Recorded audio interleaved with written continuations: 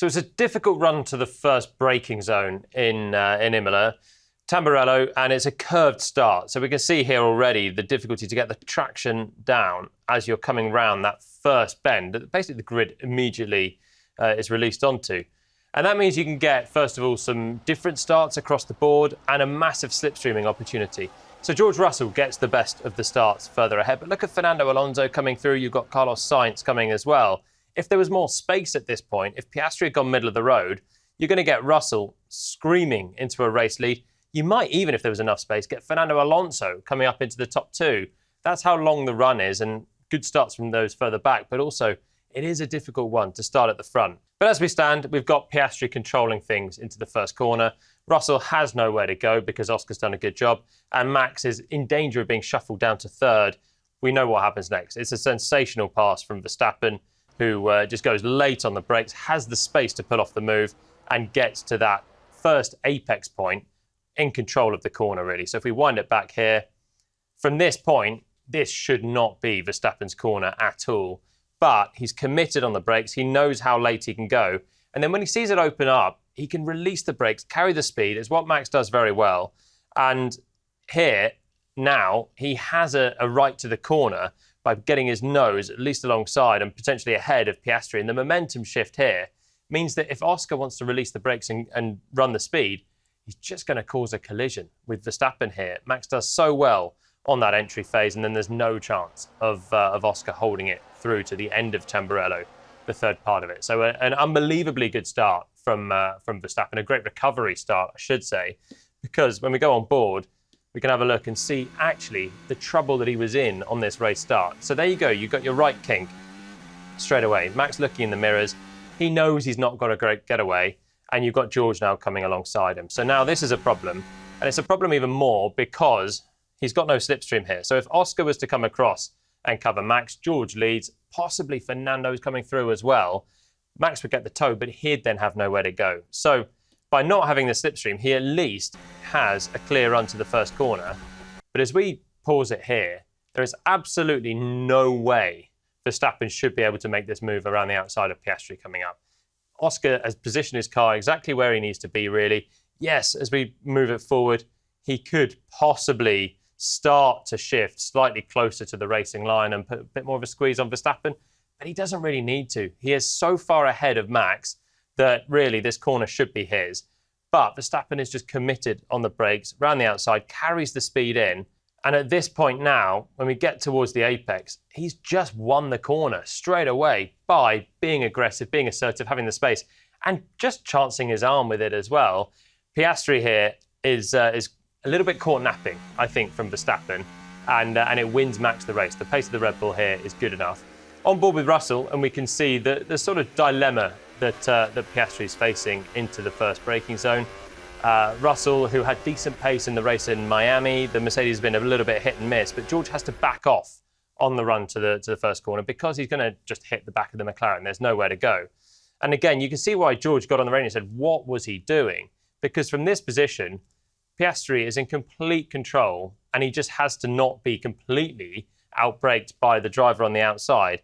But he is, and Verstappen comes past. It is an absolutely superb overtaking move from Max. But you can see why George was surprised, because it looks, as we jump on board with Oscar, like he's too busy trying to defend the Mercedes at this point, and he forgets about the main threat, which was Verstappen, of course. So he's looking in the mirror, sees the right, looks to the left, and it's difficult at this point for the pole sitter because, again, you are the driver that's punching the hole through the air for those further back. So you know you've got, however good a start you get, you're going to be under pressure coming up towards the first turn, really. So he's looking in the right, sees Verstappen there, thinks he's under control. The big threat is the left, and Russell is almost rear-ending Piastri at this moment. So Oscar has to think about covering off and making sure that George cannot sneak up the inside. And I think he simply forgets that Max is a threat. And it's another case, really, of a rival underestimating the willpower, the determination, and the skill of Max Verstappen. Because when he comes into the first corner, he's sort of cruising into the corner a little bit, and Verstappen is thinking, no, this is my time. If the Red Bull can get to the front and get clear air, he's going to do it. I don't even know for sure if Verstappen was initially thinking of just clearing Russell and not even Piastri. But when Oscar braked as early as he did, He sends it around the outside, and it's an absolutely wonderful pass for the race lead, and that's the win right there. From this point, it's very difficult for Piastri to do anything different, as we saw with different strategies for the two McLarens. I will highlight this one because Oscar's capable of doing the pass himself. This was the last time we raced in Italy in Monza. It was Norris and Piastri. Similar sort of position here. Chicane coming up. Piastri from further back. I have to say Verstappen was a lot further back even than this. But at the time, thought this was quite sloppy defence from Norris to be outbraked by Piastri here. And it's a lovely pass by Oscar that got in the race lead at the time. Verstappen's one was from even further back than that. He was a full car away and shouldn't have had the opportunity to do what he did, really. And I think Oscar will be kicking himself for that. I thought what would be interesting is to look at how the drivers were preparing for this first corner. It's a difficult thing to do sometimes, do a first corner to brake on the absolute limit, because you're starting from a standstill halfway down the straight. So when you're on a regular lap, a qualifying lap, a race lap, whatever it is, you know roughly your braking point, 100 metres, 80 metres, 120, whatever it is, depending on the tightness of the corner. You build up that reference from very early on in FP1 or even just the simulator before. But when you're coming from a standing start, it's difficult. You've got a full tank of fuel. You don't really have a gauge for where you can brake. So sometimes the laps to the grid are quite important. And here we've got 4 laps to the grid for Verstappen, 3 for Piastri. And in all of them, you can just see that Verstappen is a bit more aggressive as he gets to the first corner. I don't know if this makes the massive difference, but what I can tell you is that Verstappen was pushing more to the first corner on all his laps than Oscar. So this is Max braking for the first turn for the braking zone for Tamburello on their first lap of the reconnaissance laps to the grid.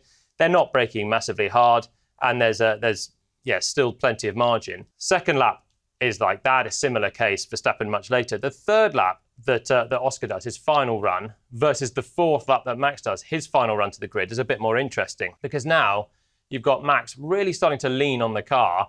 They're starting from not the same place from the grid. They're starting from the end of the pits. So the speed is not completely representative. So it's not a complete clue as to where you can brake, but you can feel the grip. And when you look at, once again, Max carrying a kind of race speed now into the corner, Oscar very much nursing his way into the corner, still on a reconnaissance lap where you're just trying to feel the balance. You want to come back and report to your race engineer what to do with the front wing settings predominantly. Is the car well balanced now? You've got high fuel on. And Oscar's feeling that, but Max is really attacking this first corner when he's heading to the grid now. And he actually brakes with a lot of peak pressure here as well. You can see the brake really spiking up as he gives it a hit. So even though this isn't necessarily exactly where he can brake, he's on the conventional racing line, he is starting to feel the grip. He's attacking the corner here. And I just wonder if there's something in this for when he's then, the next time round in a sort of race speed, thinking, yeah, there was quite a lot of grip here on the way in. He's felt that a little bit more than Oscar, and it gives him a chance to go and attack the corner, and he knows actually, car's feeling okay here, so he can give it a go.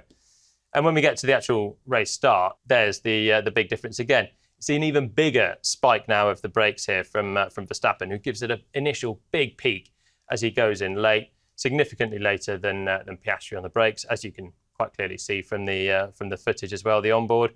And it's that determination and that kind of skill level, the feel of grip in the first braking zone that wins him the corner, as well as Oscar, quite frankly, underdriving it massively, probably thinking he's got Russell covered off, not expecting Verstappen to come through. And Max is still the main threat. Max is still there in the championship as well. So I think the McLarens generally need to wise up, because they might have the best car overall. They didn't on race day in Imola. It was very evenly matched. And Verstappen got that championship lead back down. At the time when I got past, of course, I was happy. I enjoyed it. Of course, it's not easy to go around the outside there and try to be as close as possible to not be in the dirt. But it worked out really well.